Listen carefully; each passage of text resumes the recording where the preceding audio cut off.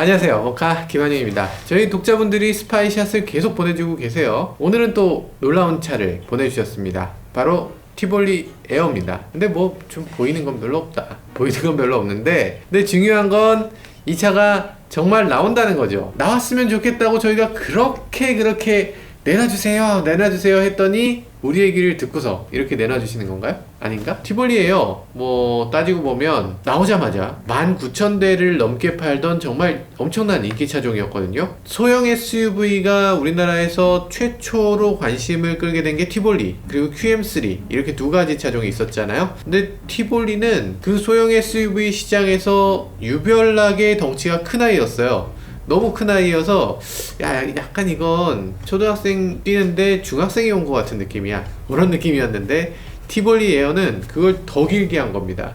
그래서 처음에는 이게 과연 인기를 끌 것인가 하고 의구심도 가졌었는데, 그래도 나오자마자 이렇게 인기를 끌었고, 그 이후로도 특별히 홍보를 안 하고도 한 해에 13,000대씩은 팔려나가는 차였어요. 이게 차종이 얼마 없는 쌍용차 입장에선 이거 어지간하면 유지했어야 하는데 너무 어려웠는지 이걸 유지하지 못했네요. 그러면 이전에 비해서 달라졌다는 티볼리 에어의 모습을 한번 살펴보겠습니다.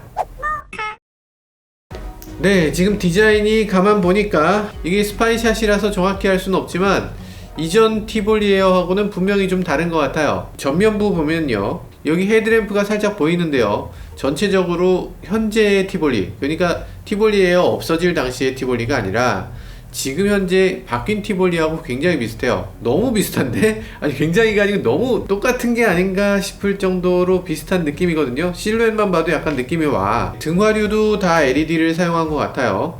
헤드램프에 Z자 모양의 헤드램프, 그리고 양쪽을 연결하는 약간 V 스타일의 이런 크롬 모양까지도 똑같이 있네요. 네, 원래 티볼리 에어는 사실 앞부분은 티볼리 그냥 노멀 버전하고 똑같습니다. 원래 그런 차였어요. 뒷부분만 좀 다른 거였지, 전체적인 구성은 지금 티볼리하고 거의 비슷합니다.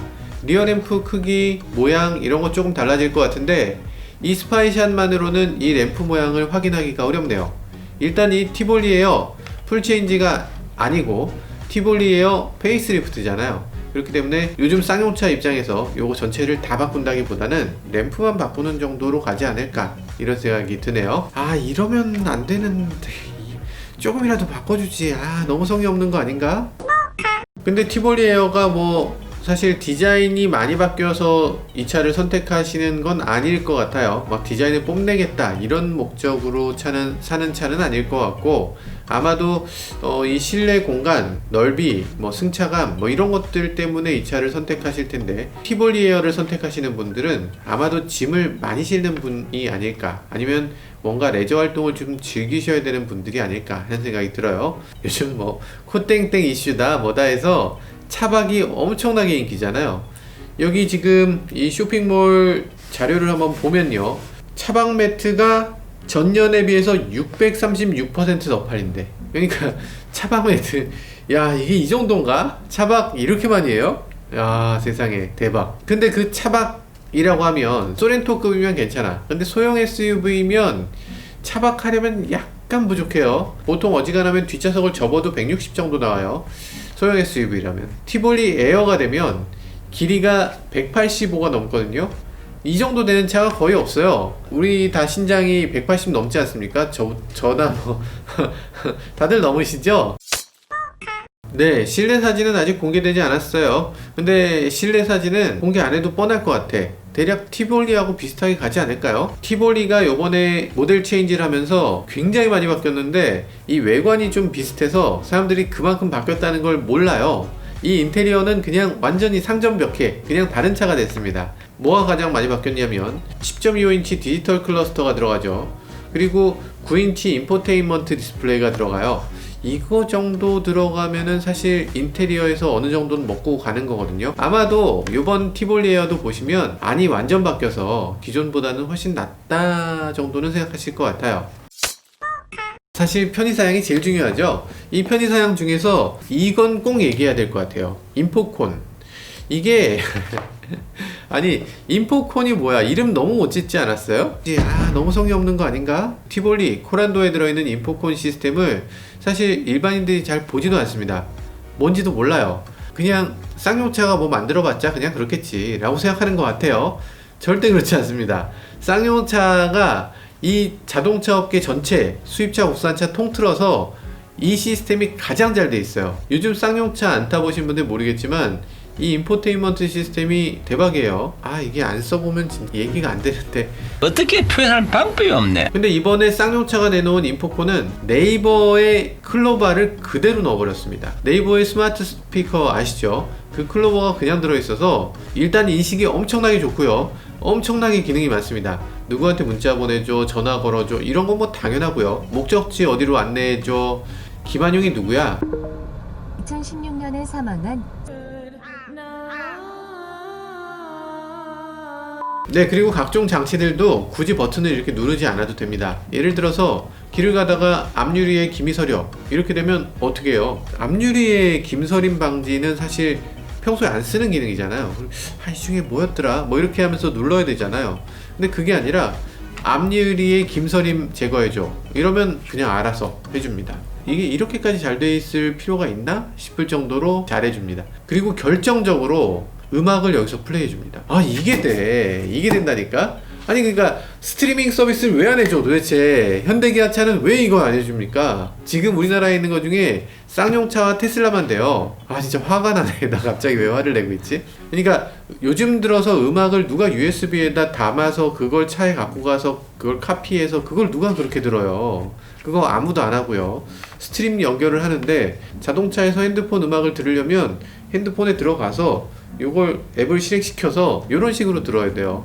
아니면 뭐 되긴 되는데 내가 하려던 게 그게 아니었을 경우가 많은 거지. 뭐 예를 들어서 팟캐스트 틀어놨다 그러면 또 팟캐스트가 나오니까 또 딴 걸 눌러야 되고 이게 굉장히 경험이 안 좋거든요.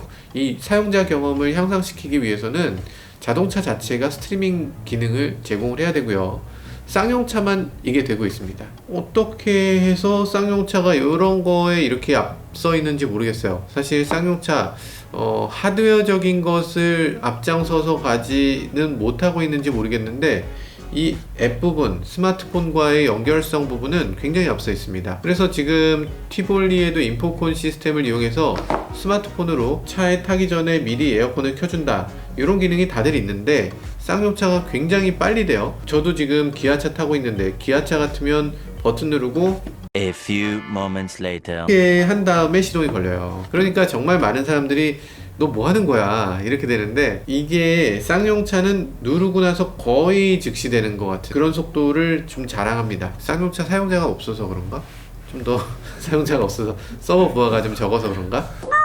네, 다 좋은 건 아니고요. 요번에 거의 확실한 건데 제가 지난번에 그렇게 기도했던 코란도에 탑재됐던 IACC 그러니까 인텔리전트 어댑티브 크루즈 컨트롤 이게 안 들어간다고 해요. 어댑티브 크루즈는 좀 넣어줘야 되는 거 아닌가 인간적으로? 이거 왜 안 넣어주죠? 좀 아쉽습니다. 아마도 코란도와의 급나누기를 하기 위해서는 아닌가 뭐 이런 생각도 들기도 하고요. 그래도 뭐 그나마 다행인 것은 이 차로 유지 보조 이건 차선을 넘어가지 않도록 가운데로 집어넣어주는 기능이죠. 그리고 긴급 제동, 앞에 장애물이 있을 때 긴급 스스로 제동해주는 기능, 그리고 하이빔 어시스트, 맞은편에 차가 있거나 앞에 차가 있으면 하이빔을 낮추고 차가 없으면 다시 하이빔 켜고 이 기본적인 운전 보조들은 다 탑재됐다고 하네요. 그래도 IACC 넣어줘야지. 진짜 제가 티볼리 에어 처음 나왔을 때 그때 엔진 반응을 보면서 정말 세상의 차를 왜 이런 식으로 만들었냐고 막 버럭버럭 했었죠. 도대체 왜 소형 SUV를 타는지 모르겠다 까지 얘기했었는데 요번에는 엔진이 바뀌었습니다. 요번에 엔진이 드디어 바뀌었어요. 지금 티볼리에 사용되고 있던 1.5L 터보 가솔린 제가 그거 타고서 정말 마음에 들었다고 말씀드렸잖아요. 근데 그 터보 가솔린 엔진 티볼리가 힘이 없다든가 아니면 가속할 때 소음이 너무 크다든가 이런 얘기들은 더 이상 나오지 않거든요. 지금 1.5L 터보가 163마력을 내요. 그러니까 어지간한 2.0L 가솔린 엔진보다 훨씬 강력한 겁니다. 지금 160마력이 넘게 되면 소형 SUV로는 괜찮은 수준이 된 것 같습니다. 잘 바꿨네. 페이스리프트 하면서 이 정도는 해줘야지. 물론 만약에 하이브리드 파워트레인이나 아니면 전기차? 이런 것까지 나왔다면 정말 좋았을 텐데 이 부분은 조금 아쉽긴 하네요. 쌍용차에서 이 티볼리에 거는 기대가 굉장히 큽니다. 사실 쌍용차라면 이제는 티볼리를 만드는 회사라는 생각이 먼저 들 정도로 이렇게 티볼리는 큰 인기를 끈 자동차죠. 그러니까 티볼리가 나오자마자 첫 해에 정말 센세이션한 결과를 내놨어요. 판매량이 45,000대. 대단하죠? 쌍용차 입장에서 45,000대면은 거의 절반, 50%는 티볼리였던 거예요. 그때 당시 소형 SUV는 투싼을 말하는 거였어요. 투싼이 소형 SUV였고, 요런 차들이 나오기 시작하면서 이 차들은 초소형 SUV라고 불렀습니다. 왜 초소형이라고 했냐면 투싼이 소형이어야 그 위에 산타페가 중형이 되고 그 위에 맥스 크루즈가 대형이 되거든요. 그러니까 소, 중, 대로 이렇게 세 단계로 SUV를 나누면, 그러면 투싼이 소형이니까 이 차는 그거보다 더 작아서 초소형 SUV라고 불렀던 거죠. 실제로 미국에서도 이런 차들은 서브 컴팩트, 그러니까 초소형 SUV라고 불렀던 자동차예요. B 세그먼트 SUV, 그러니까 세그먼트를 A, B, C, D, E, F 이렇게 나눴을 때 B니까 C가 소형차고 B니까 이건 초소형이라고 하는 게 사실상 맞아요. 근데 이제 SUV의 기준이 확 바뀐 거죠. 이 정도 되는 게 소형이고 이거보다 크면 준중형이고, 이런 식으로 이 SUV 중심이 많이 소형 쪽으로 이동한 겁니다. 그만큼 시장이 커진 거죠.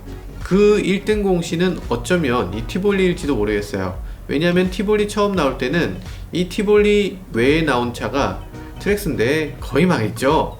그리고 QM3는 괜찮았어요. QM3는 아주 괜찮았는데 그 QM3의 아쉬웠던 부분을 콕콕 짚어서 만든 게 이 티볼리입니다. 그래서 이 QM3는 사실 유럽에서 만들어지다 보니까 유럽 사람들의 사고방식으로 만들어져 있어요. 컵홀더가 꼭 필요해? 라는 생각으로 컵홀더가 하나밖에 없죠. 그것도 굉장히 어색하게. 그리고 트렁크가 뭐가 그렇게 필요해? 라면서, 아니 어차피 차는 한 명에서 두 명 타는 거잖아. 뒷좌석에 뭐가 필요해? 그거 접어서 트렁크 쓰면 되지.